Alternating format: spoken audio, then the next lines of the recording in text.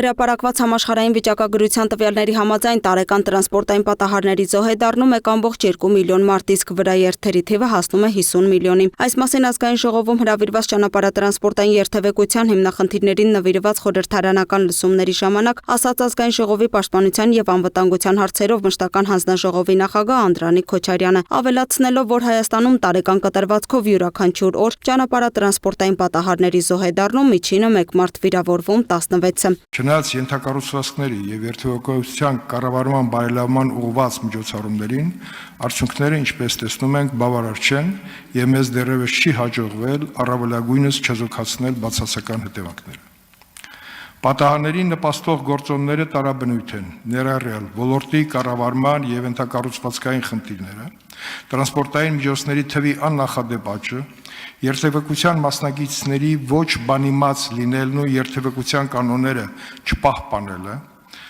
հանրակրթության ոլորտում առկա բացերը, երթևեկության մասնակիցների գիտակցության բարձրացման եւ քաղաքացիական պատասխանատվության խթանման ուղղությամբ ոչ բավարար աշխատանքները եւ շատ այլ գործոններ։ Քաղաքացիական պայմանագիր խմբակցության պատգամավոր Արմեն Խաչատրյանի ներկայացմամբ 2024 թվականին տեղի ունեցել զոհերով կամ վիրավորներով 4314 ճանապարհատրանսպորտային պատահար, որի հետևանքով զոհվել է 333 մարդ, վիրավորվել 6116-ը։ Միայն 2025 թվականի հունվար-մարտ ամիսներին արձանագրվել է 988 ճանապարհատրանսպորտային պատահար, որի հետևանքով գրանցվել են 60 զոհ եւ 1391 վիրավոր։ Արմեն Խաչատրյանի խոսքով, եթե շատ կոպիտ վիճակագրություն ներկայացնեն, կստացվի, որ 10 տարվա ընթացքում խաղաղ պայմաններում 3 միլիոն բնակչություն ունեցող երկրում ունենում ենք 3600-ից ավելի զոհ, մոտ 70000 վիրավոր։ Եվ չպետք է մոռանալ, որ այդ վիրավորներից 2000-ից 3000-ը ձեռք են բերում ՑՄՀ հաշմանդամություն։ Նա կարծում է, որ սա ցույց է, որ ճանապարհատրանսպորտային երթևեկության անվտանգության ոլորտը Հայաստանում պետք է ունենա միասնական ռազմավարություն եւ համակարգված կառավարում։ Նրա խոսքով ոլորտում գոյություն ունեցող հիմնախնդիրներից մեկը պետական տարբեր կառույցների միջև գործողությունների սինխրոնության եւ միասնականության բացակայությունն է։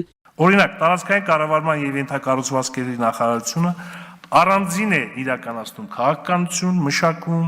եւ նաեւ միջոցառումներ իրականացնում։ Ներքին գործերի նախարարությունը առանձին է մշակում եւ իրագործում քաղաքականություն այս ոլորտում։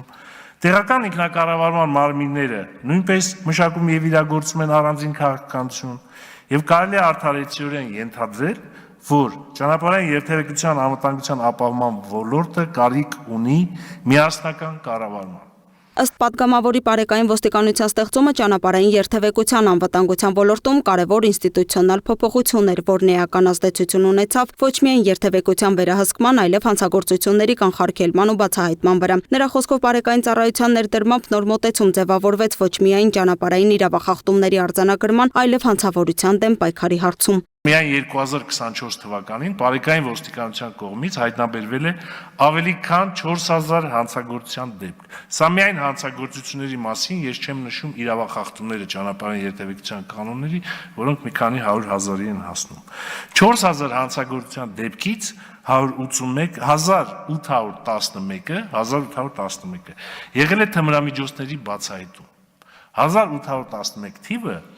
երբևէ ամբողջ ոստիկանությունը գուցե մի տարվա աշխատանքի արդյունքում այսքան թմրամիջոցների բացահայտում չի ունենում, ինչքան մենակ բարեկային ոստիկանությունը 1 տարվա ընթացքում։ Հայաստանի ոստիկանապետ Արամ Հովհաննիսյանն էլ ասաց, որ եթե համեմատենք 2024 եւ 15 թվականներին տեղի ունեցած ճանապարհատրանսպորտային պատահարների եւ նույն թվականներին Հայաստանում հաշվառված տրանսպորտային միջոցների քանակական ցուցանիշները, ապա պարզ է դառնում, որ 2015-ի համեմատությամբ 2024-ին Հայաստանում հաշվառված տրանսպորտային միջոցների քանակն ավելացել է մոտ 400,000-ով կամ 73.7%-ով։ Նա նշեց, որ 2015-ի համեմատ 2024-ին Հայաստանում արձանագրված տրանսպորտային պատահարների թիվն ավելացել է 915-ով կամ 26.9%-ով։ Արձանագրված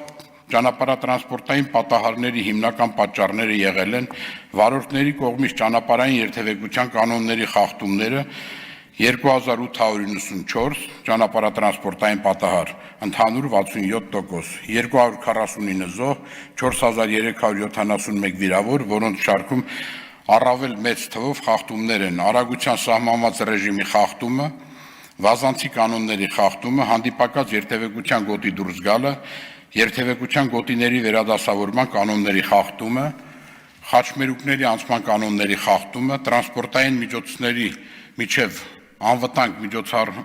միջտարածքային կանոնները չպահպանելը, ոչ սթափ վիճակում վարել։ Ոստիկանապետը հավելեց, որ կյանքեր արժեցող ամենօրյա այդ խախտումները բարեկային ծառայողների ուշադրության կենտրոնում են, բայց այստեղ մեկ այլ խնդիր էլ կա, ճանապարհներն անհրաժեշտ կահավորում չունեն։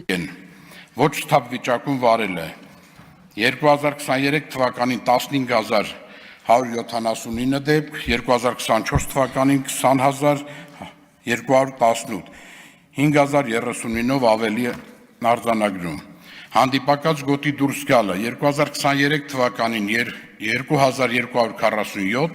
2024 թվականին 2039։ Անդրադառնալով ճանապարհների կահավորանքին, պատգամավոր Խաչատուր Սուքիասյանն էլ տարածքային կառավարման եւ ենթակառուցվածքների փոխնախարարից հետաքրքրվեց, թե դրանք ինչ ազդեցություն ունեն վթարների վրա, հատկապես այն դեպքում, երբ պետությունը ճանապարհները վերանորոգում է, միլիարդներով գումարներ ծախսում, բայց նախազգուշացնող միջոցները քիչ են։ Դուք հիմա նոր ճանապարհներ գծում եք, բայց չեք գծում, որ նա ով պետք է գնա այս կամ այն հասարակական